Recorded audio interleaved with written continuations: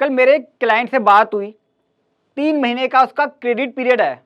मैंने उसे समझाया कि सर 31 मार्च तक सारी पेमेंट कर देना आप क्रेडिटर्स को, वरना आपकी जो आउटस्टैंडिंग रहती है, जो एवरेज रहती है, वो 1.25 करोड़ के आसपास रहती है और 1.25 करोड़ पे 30% का टैक्स आपको पे करना पड़ेगा अगर आपने क्रेडिटर्स को पेमेंट नहीं करी।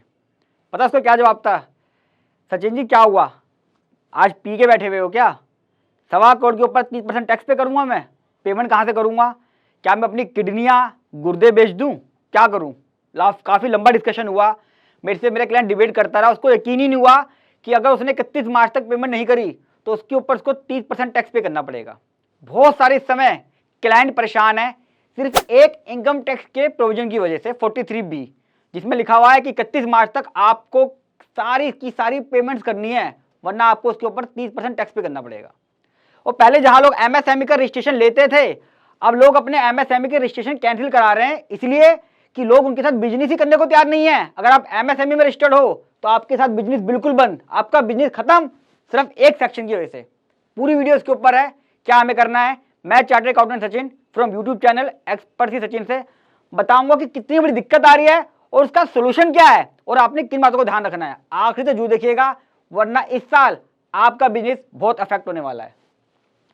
एक प्रोविजन आया है दोस्तों 1 अप्रैल 24 से, जो इफेक्ट हो रहा है 23-24 फाइनेंशियल ईयर से, यानी कि असेसमेंट ईयर 24-25 जो इस साल चल रहा है, अब इसको ऑडिट होगा। 1 अप्रैल 23 से मार्च 24 के पीरियड की बात कर रहा हूं मैं। इसके बीच में कोई भी आप बिल लेते हो, चाहे वो सीए का बिल है, चाहे कुछ भी है, कोई भी एक्सपेंस का बिल हो, सैलरी है, कुछ भी है, परचेजर है, एक्सेट्रा है, कुछ भी रिसीव हुआ हो और वो एमएसएमई में रजिस्टर्ड है, तो आपको उसको टाइमली पेमेंट करनी है अगर वो माइक्रो और स्मॉल इंटरप्राइज है। सैलरी वाला तो होगा नहीं, पानी वाला है, पानी वाला आपका एमएसएमई रजिस्टर हो सकता है, सैलरी वाला नहीं होगा। सैलरी के अलावा बाकी जो खर्चे हैं, बहुत सारे खर्चे हैं जो एमएसएमई में रजिस्टर्ड होंगे। जो मैं 1.25 करोड़ बता रहा हूं वो सारे एमएसएमई वाले थे। 43B अमेंड कर दिया सरकार ने। सरकार ने बोला इनको पेमेंट करो।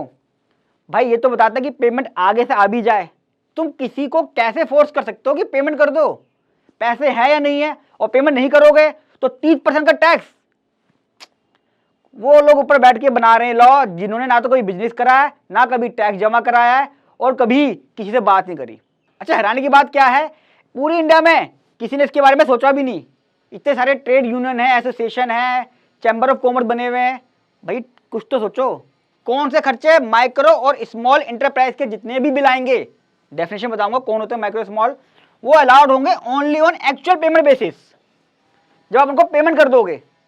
यानी कि अगर मेरा जो क्लाइंट है जिसका 1.25 करोड़ का क्रेडिटर खड़ा रहता है और वो 1.25 करोड़ की पेमेंट करेगा मार्च के बाद, मान लीजिए अप्रैल के एंड में या मई के एंड में, 3 महीने का टाइम लेता है वो, तो 1.25 करोड़ की इसकी इनकम में ऐड हो जाएगा और वो 30% टैक्स पे करेगा। टैक्स कहां से पे करेगा? एक किडनी बेचेगा अपनी, या आंखें दान कर देगा, या संसद के सामने खड़ा हो जाएगा कि भैया लो जो लेना ले लो, मेरा किडनी निकाल लो, दिल निकाल लो और टैक्स ले लो मेरा। ऐसी होगा जिसका मार्जिन ही 2% है आज की डेट में, यार उससे आप 30% टैक्स लोगे इसके ऊपर। भगवान बचाए ऐसे लॉ से, कानून से, सेक्शनों से। अब दोस्तों ये किस किस पे एप्लीकेबल है थोड़ा सा बताता हूँ। कोई भी इंडिविजुअल्स है, यानी कि मैं सचिन हूँ, मैं अपनी बुक्स बनाता हूँ, मेरे पे एप्लीकेबल है। अगर मैं एमएसएमई में रजिस्टर्ड हूँ या नहीं, मैं किसी को पेमेंट कर रहा हूँ एमएसएमई में, वो देखा जाएगा। प्रोप्राइटरशिप पे भी एप्लीकेबल है, private limited, limited company, LLP, सभी के लिए, चाहे कोई भी हो।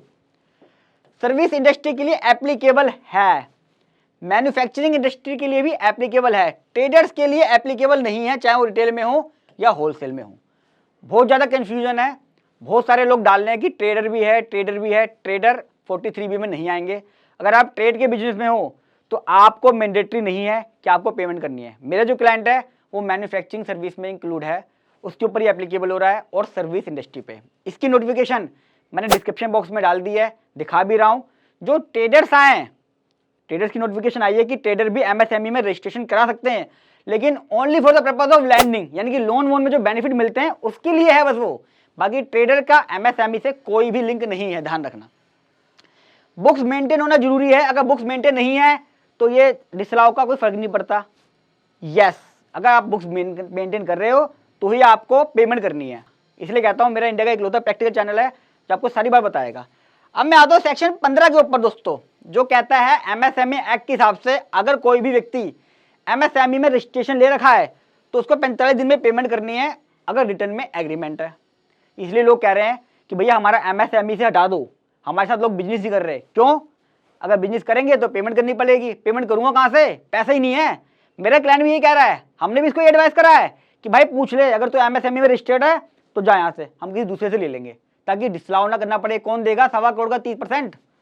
अगर रिटर्न में एग्रीमेंट नहीं है तो 15 दिन में पेमेंट करनी है, और पेमेंट नहीं करी तो सेक्शन 16 के हिसाब से 3 गुना इंटरेस्ट देना है। क्या कभी किसी ने आके देखा है, बैंक ने, इनकम टैक्स वालों ने आके देखा है कि अब पेमेंट नहीं हो रही है तो 3 गुना इंटरेस्ट दो? कोई देखता नहीं है, सिर्फ प्रोविजन बना दिए, डिसलाउ कर दिए। और जब केस लगेंगे ये चेक करते फिरेंगे कौन एमएसएमई में रजिस्टर्ड है, कौन एमएसएमई में रजिस्टर्ड है। बताओ, हमें एक साथ आना पड़ेगा दोस्तों। अब जिन लोगों के लिए मैं वीडियो बना रहा हूँ वही मुझे कमेंट में गाली बकेंगे इन चीज़ों के लिए। मैं लोगों के लिए लड़ता हूँ, उनको समझाता हूँ। चलिए एग्जाम्पल देता हूँ प्रैक्टिकली। सबसे पहले आपको मैं, मान लीजिए आपके पास कोई परचेज का बिल आया, पानी का बिल आया, या किसी सर्विस का बिल आया, किसी चीज़ का बिल भी आ सकता है जो एमएसएमई में रजिस्टर्ड है, माइक्रो और स्मॉल में, मीडियम इंक्लूड नहीं है इसमें। कोई मीडियम में रजिस्टर्ड है, आप उसको पेमेंट करें या ना करें डिसअलाउ नहीं होगा। ये सिर्फ माइक्रो और स्मॉल के लिए आया है, दो के लिए आया है। डेफिनेशन बताऊंगा कैसे पता करेंगे। उसका बिल आ गया, मान लिया माइक्रो का बिल आ गया, सचिन जी ने आपको बिल दे दिया 1 लाख रुपए का 31 अगस्त का, आपको पेमेंट करनी है 31 मार्च 24 तक, क्योंकि फाइनेंशियल ईयर खत्म हो रहा है 23-24 का, मार्च 24 को अलाउड है खर्चा। आपने 31 मार्च तक कर दिया, बीच में कभी भी कर दो अलाउड है, 1 अप्रैल का बिल तक कर दो अलाउड है। पिछली पेमेंट जो खड़ी हुई है उनका कोई लिंक नहीं है, जो खर्चा इस साल बुक हो रहा है उसी के बारे में बात कर रहे हैं हम।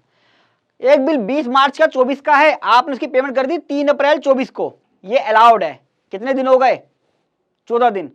मैं मान के चल रहा हूं 15 दिन का टाइम लिखा हुआ है एमएसएमई एक्ट में, एग्रीमेंट बने या ना बने 15 दिन के अंदर पेमेंट हो गई, अलाउड हो गया। मैं मान के चल रहा हूं एग्रीमेंट कोई नहीं बनवाता आज के डेट में, धंधा करेंगे इसी काम में लगे रहेंगे।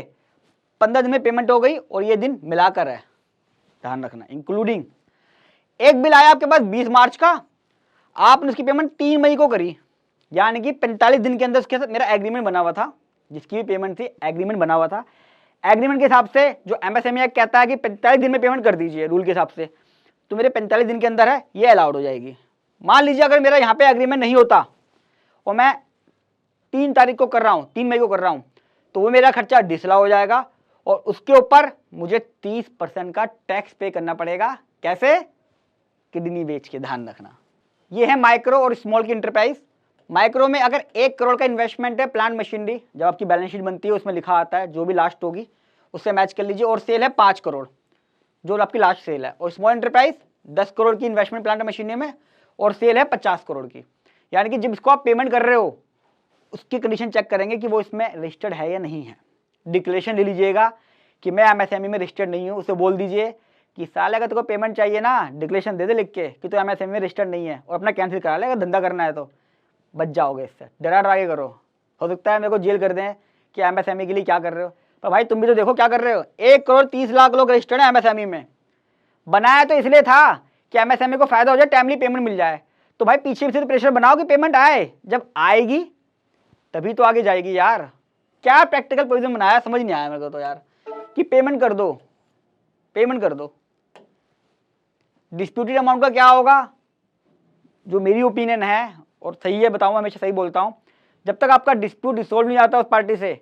मान लीजिए किसी का बिल आया, अप्रैल में आया होगा, मई में, जून में आया होगा या मार्च में आया होगा, आपका उससे डिस्प्यूट हो गया किसी बात को लेके भी, तो क्या होगा, जब डिस्प्यूट सोल्व हो जाएगा वहां से काउंट करना है, इसमें डिसअलाउ नहीं होगा। पेमेंट रिसीव ही नहीं हुई किसी दूसरे एमएसएमई में, मैं भी माइक्रो हूं, दूसरा वाला भी माइक्रो है, मेरे पे तो कंडीशन है कि डिसअलाउ हो जाएगा, पर वहां से पैसा आया ही नहीं तो क्या करूंगा मैं। भैया सीधी सी बात है, तुम ये कह सकते थे कि एमएसएमई को हम चाहते टाइमली पेमेंट हो जाए, तो एमएसएमई को टाइमली पेमेंट कर दो और इनकम टैक्स रिटर्न फाइलिंग करने से पहले पहले आप ये पेमेंट कर दो।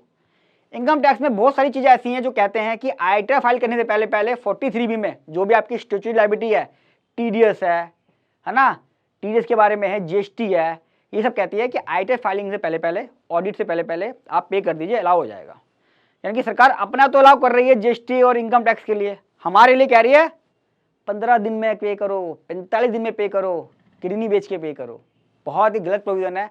मुझे लगता है इसके ऊपर हम सबको आवाज़ उठानी चाहिए और समझना चाहिए कि प्रोविज़न कितना गलत प्रोविज़न है कि पेमेंट कर दो और पेमेंट आए या ना आए कैसे कर दो, धंधा ही बंद हो जाएगा। और अब लोग एमएसएमई में रजिस्ट्रेशन की बजाय डी रजिस्ट्रेशन करा रहे हैं, उससे बाहर निकल रहे हैं क्योंकि वो धंधा ही नहीं कर पा रहे लोगों के साथ। मैं भी ये एडवाइस कर रहा हूँ, मैं कैसे क्लाइंट का जमा करा दूँ 1.25 करोड़ के ऊपर 30% का टैक्स। दोस्तों आपकी क्या राय है इस प्रोविजन के बारे में और इसको ठीक कैसे किया जा सकता है? बहुत इंपॉर्टेंट है कि हम सब एक साथ आए ताकि सिस्टम को ठीक किया जा सके। इसके लिए हमें वीडियो को शेयर करना है, कमेंट में बताना है अपने सुझाव, और जितना हो सके अपने फ्रेंड, फेसबुक, सब जगह इसको शेयर करें क्योंकि बिजनेसमैन को पता नहीं है कि क्या चल रहा है। अभी जब ऑडिट होगा ना जुलाई में, अगस्त में, सितंबर में, तब पता चलेगा। बोलेगा 1.25 करोड़ के ऊपर टैक्स जमा कराना आपने 30%। बिजनेसमैन बोलेगा हैं ये क्या होता है जी, मुझे तो पता ही नहीं था। फिर क्या होगा, जुगाड़ ढूंढे जाएंगे, गलत काम किए जाएंगे। अभी हमारे पास टाइम है, अगर आप वीडियो को शेयर करते हैं लोग समझ जाएंगे, कुछ ना कुछ सिस्टम बना लिया जाएगा ताकि 30% के टैक्स से बच जाए। और फर्स्ट टाइम आ रहे हैं मेरे चैनल को सब्सक्राइब कर लें और इससे जुड़ी हुई अपडेट मैं देता रहूँगा आपको। किसी टॉपिक पे चाहते हैं वीडियो बनाऊँ वो भी लिख दीजिएगा, मैं बना दूंगा। जल्द मिलूंगा अगली वीडियो में, तब तक के लिए नमस्कार।